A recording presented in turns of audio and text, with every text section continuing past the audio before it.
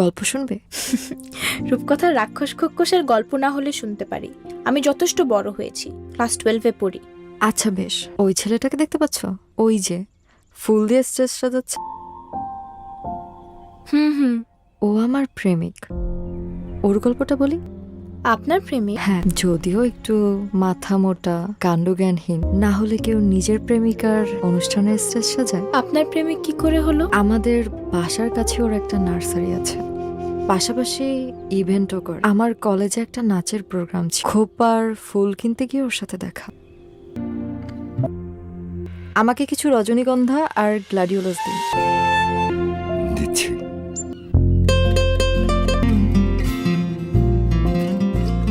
মেয়ে হওয়ার সুবাদে অনেকের অনেক রকম তাকানো সহ্য করেছে, কিন্তু ও যেভাবে আমার দিকে তাকিয়েছিল, ইচ্ছে হচ্ছিল বলি আরো কিছুক্ষণ তাকিয়ে থাকুন। এত মুগ্ধতা নিয়ে কেউ আমার দিকে এভাবে তাকায়নি কখনো। আমার নেয়ার কথা ছিল রজনীগন্ধা আর গ্ল্যাডিওলাস, কিন্তু ও হয়তো জেনে বুঝেই আমার কেনা ফুলগুলোর সাথে কয়েকটা কাঠগোলাপ প্যাক করে দেয়।